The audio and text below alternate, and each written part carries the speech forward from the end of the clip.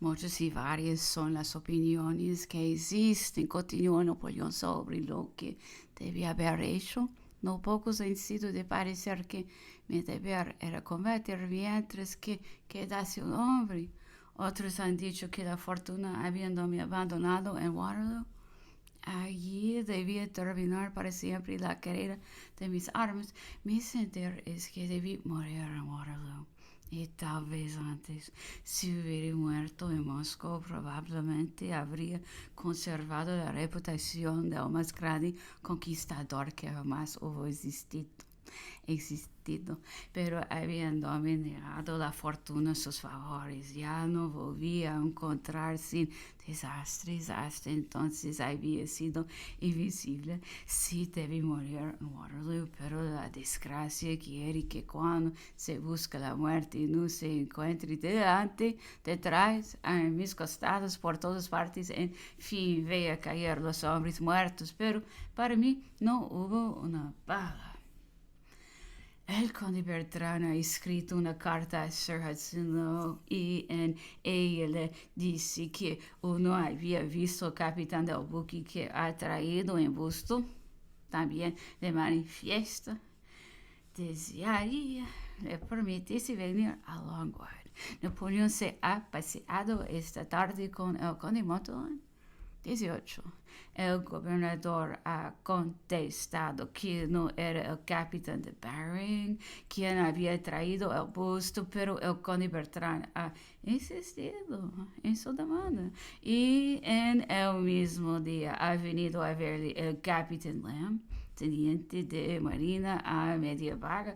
A su vuelta le supliqué me dice algunas noticias acerca del busto por el supe que había sido reconocido en la aduana, enviado otra vez a bordo y confiado el cuidado de un artillero italiano que había servido muchos años en nuestra marina, que a la mañana siguiente de su llegada a Santa Elena había hablado de esta ocurrencia con algunas personas de la isla, a las que había suplicado le indicasen el mejor medio para hacerlo pasar a Bonaparte, que le habían aconsejado dirigirse a Sir Thomas Reed, quien acerca de esto le había hecho muchas cuestiones, exigido informes minuciosos. Le preguntó si había hablado del busto con alguna de la isla, y habiéndole respondido que efectivamente,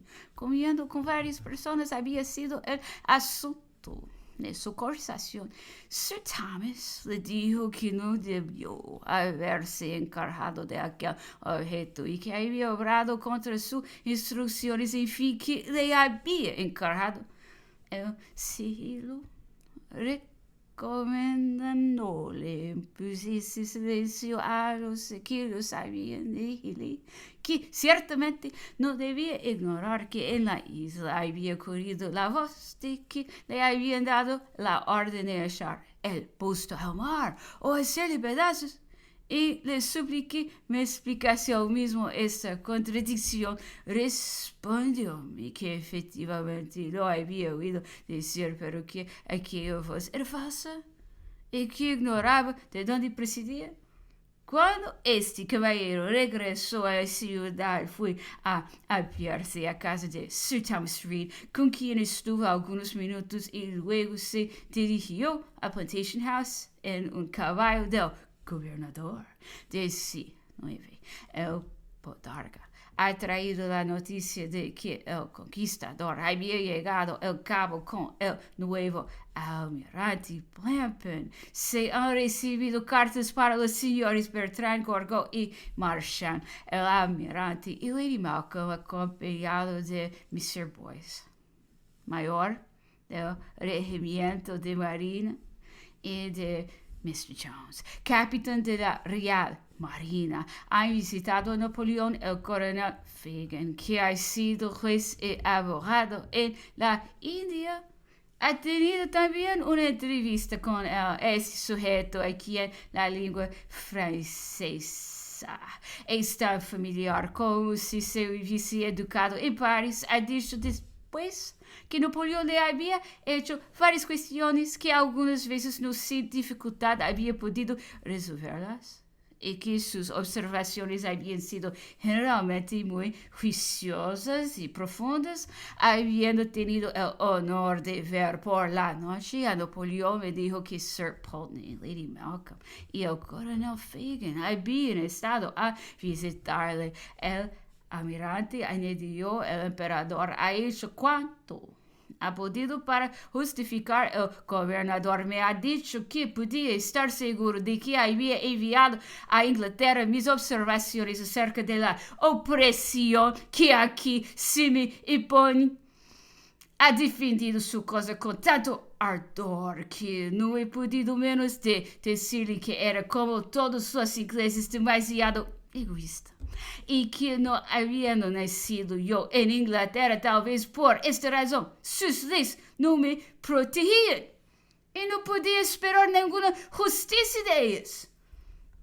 Es troppo inglés, es demasiado inglés. También le he dicho que en el discurso del Lord Blank había encontrado 3 calumnias y 10 mentiras y que estaba resuelta a responderle. Quiso excusarle como lo había hecho con el gobernador y dijo que tal vez los diarios no habían publicado el discurso textualmente y con exactitud y que no era menester fiarse enteramente en ellos. Sin embargo, se engaña. En Francia, en tiempo del furor revolucionario, los discursos se publicaban en las gacetas con la más escrupulosa fidelidad. He regalado a Milady una de mis hermosas tazas de porcelana adornada con la cabeza de Cleopatra para probarle la estimación que me merece y mi reconocimiento a sus intenciones. No puedo concebir, añadió, cómo el almirante puede excusar a un hombre de un carácter tan diferente del suyo y que en el fondo de su corazón desaprueba la conducta que conmigo observa.